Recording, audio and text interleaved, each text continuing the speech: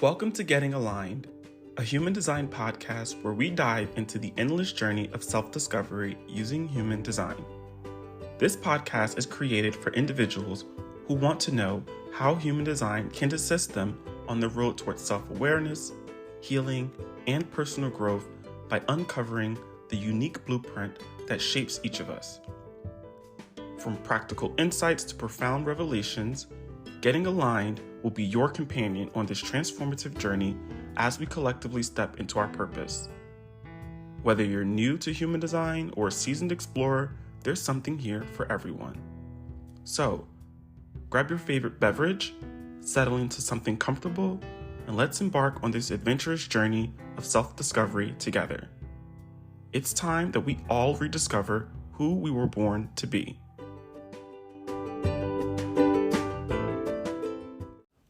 What's up, everybody? Welcome back to another episode of the pod. I'm your host, James, bringing you more content.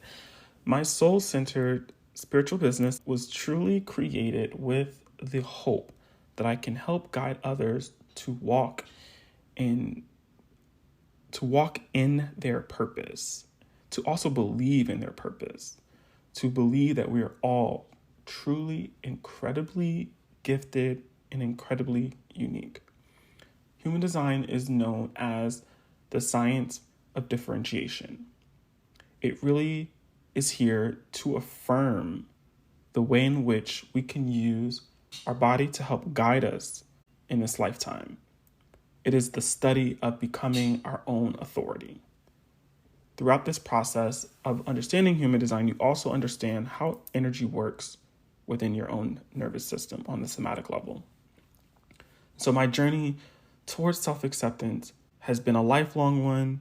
As I've mentioned before, sexuality and race have been prevalent, but even going back into childhood with the absence of my father, later in middle school years, the loss of my mom and being adopted by extended family members, all the way up into really trying to understand and come to terms with my sexual orientation in high school. Like, I've been on a forever journey. And I think human design continues to unlock things in me or for me to help me in that process. It's no wonder I think back and it's like, no wonder there's always been something going on in my life that's really questioned why things are the way that they are, or that have impacted my ability to fully embrace and accept who I am. And so I've obviously felt completely different for so many different reasons. And interestingly enough, I've also found spaces where I've, been able to, or people who've helped me in that process of acceptance in, therapy and things of that nature. It's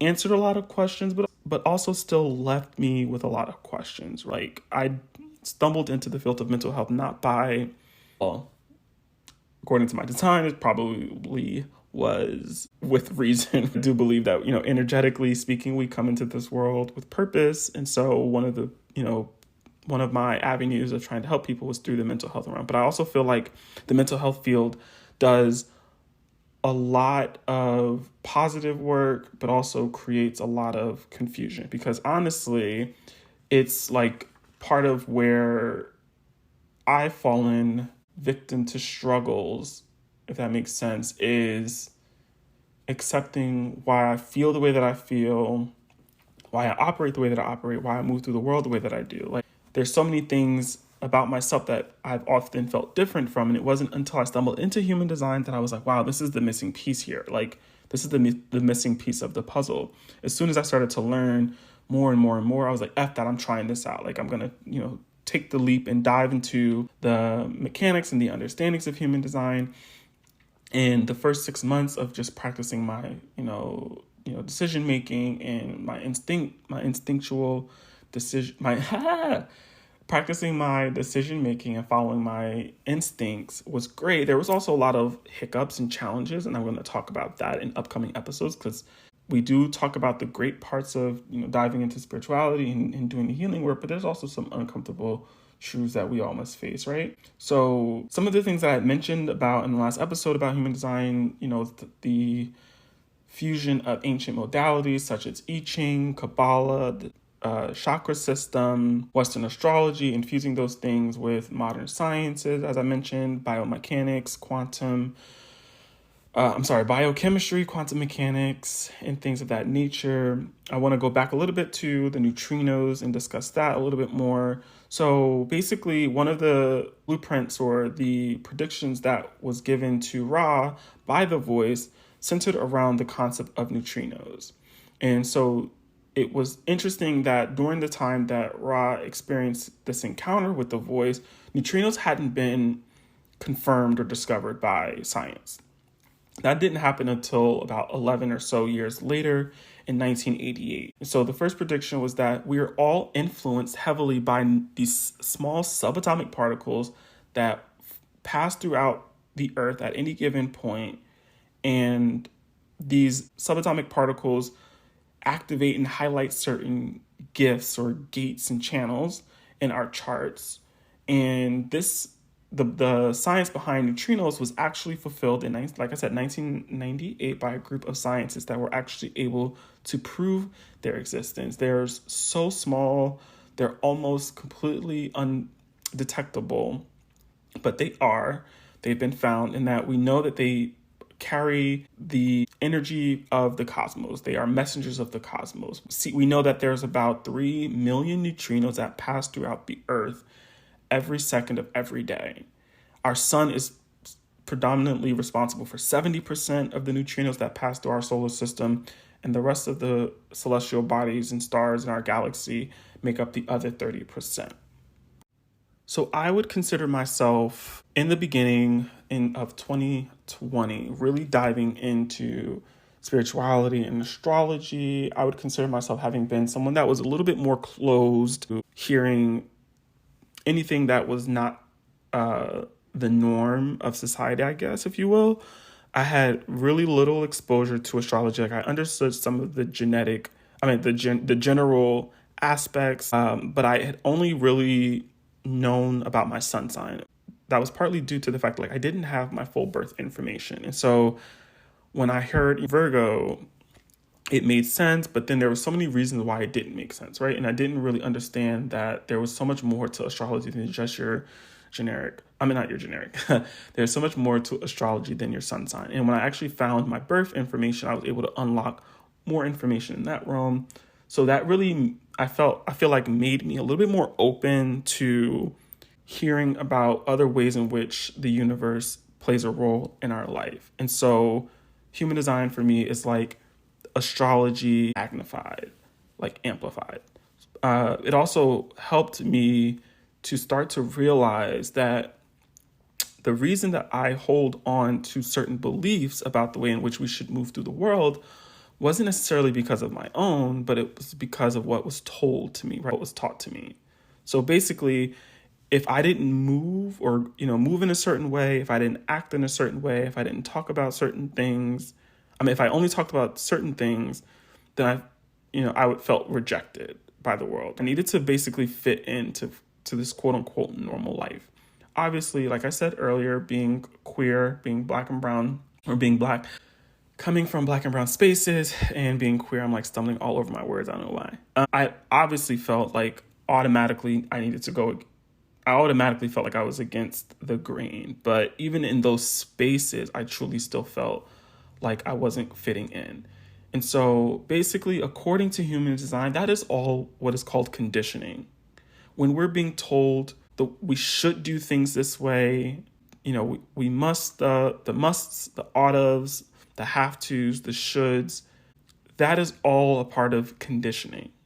And in human design, it says the way in which we come back to ourselves is through the process of deconditioning, coming back to the you that is actually you. Some of the major ways in which human design has shaped my life that I think is important to, the reason that I think it's important to tap into is career, relationships with others, and most importantly, the relationship with myself. Those for me are the big 3 reasons why the big three reasons why I would recommend anyone to just tap into human design is because it really does change the way that we view the world around us. Right? And some of the elements of, human design that work for me, it may not work for other people. So it just really is about trying things out. And when you feel like you're sort of gaining a little bit of mastery in some areas, then you start tapping into other areas of human design. It's an experiment. It's meant to be fun. But if you're really taking this as a spiritual tool to really dive deep into understanding yourself, then there's going to be a lot of bumps and bruises, because I experienced so many bumps, so many bruises, and I think it's all necessary. It's all a part of deconditioning from the beliefs that the world has instilled into us, right? Predominantly around work. This has been a really challenging year and a half. I think it's been a year and a half. Yeah, been a year and a half of not being in a full-time workspace, right? I have been, I went out to start my business, or I'm sorry, I was actually already building a business, somatic relational counseling, and did know deep down that like it was part of the work that I wanted to do and give back and work with others, but there was more that I wanted to do and give to the world, including somatic human design. And like, it's a small business, so it comes with a lot of bumps, a lot of bruises along the way, like any other business that's starting out. But the biggest area that I really started to focus on with coming to terms with my human design profile is in the realms of work. And so I'm known as what it's called a projector. And so projectors in this lifetime do not have sustainable energy to move through their day the way that some energy types do, right? And honestly, I love hearing, oh, you're meant to work, for a certain amount of hours a day of output. That is the cap on how you're meant to move on a day-to-day basis, because you don't have this consistent energy. It felt really affirming to hear that. What was not affirming was like, okay, how am I supposed to make money in a world in which if you don't work this amount of hours a day, or if you don't do this, then things don't work out. Like if you don't work from sun up to sundown, then you're not going to get any return on investment, basically. And human design is like, no, you are meant to put out just as much. You can create, or you can impact just as much change in the world operating on a few hours. You can probably get just as much done in a shorter period of time. Like the definition of work smarter, not harder.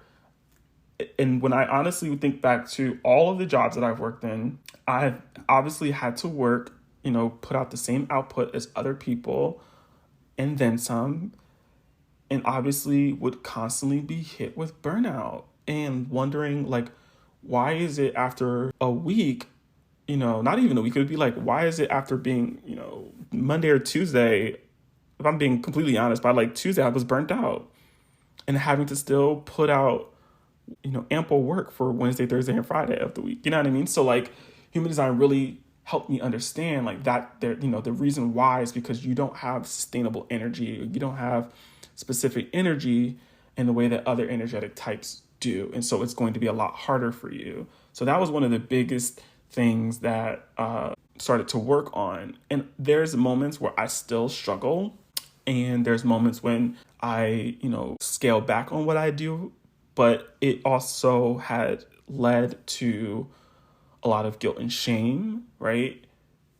Naturally, because again, I've been conditioned to believe that, you need to do, this is what work looks like, right? So that was one of the biggest areas of life. The other areas of life that really started to be impacted were my relationships. Like I realized, unfortunately, that I had put so much into, energetically speaking, into others without the return on investment, it wasn't that how do I say this? I'm not going to lie and say I didn't expect, but like, I also am someone like who I try to show up equally for others as they, show up for me. But I realized that I was that wasn't being met. And it's not like I expected I don't expect much of others. It was what's the word? It was eye-opening when I started to follow my human design and realized, like, no, wait for the invitation, wait for others to ask for your inputs, because that was something that I really struggled with, was like, especially being that I'm a therapist, there's a little bit of lead over, if you will, in the way that I show up. And that's what I mean. That's what I meant about showing up in my relationships. It was like showing up, supporting others who are going through things and things of that nature. Like, sometimes people don't want your advice, right? Sometimes people just want you to listen, right? And so really learning how to navigate showing up, sharing my insights when people are asking rather than sharing when they're not asking. It also helped me understand the energy of like healthy connections with others, like who actually shows up for you. Like, there was just there was so many ways in which I benefited from human design in terms of my relationship with others. But lastly, the most important relationship was the relationship with myself and how I show up for myself on a day-to-day basis. Honoring myself, honoring when I'm tired to allow myself to recharge, when I'm amped up and when I'm able to pump out energy, pump out work, allow myself to follow those ebbs and flows. It has only been almost 2 years of, working consistently on my strategy and authority. And human design says it takes about 7 years of practice to really decondition from the world, from what the beliefs are of the world, if that makes sense. Or it takes about 7 years for our genes to sort of shift over. Right. So basically the deconditioning process is a 7-year journey, and I'm like in year 2. And I really feel like sometimes as many steps as I've taken forward, I probably have been knocked a couple of steps back. So over the next, couple of years, I'm still working on trusting my instinct, following my strategy and authority. What's beautiful about that is that I'm going to be able to support others and being able to, normalize when they're having those roadblocks, but also highlighting the hell out of those successes, because I've really just seen such amazing transformation happen with the people in my community that have started to, go into human design and dive in deep, and just, it is an amazing modality to just support you if you are trying to go through a spiritual and a mental health awakening. Okay. Like, it is transformational. And so I just want to be someone who shines light on the system, and again, share my insights and my perspectives on why I think the system really works and can work for you, as it is working continuously for me.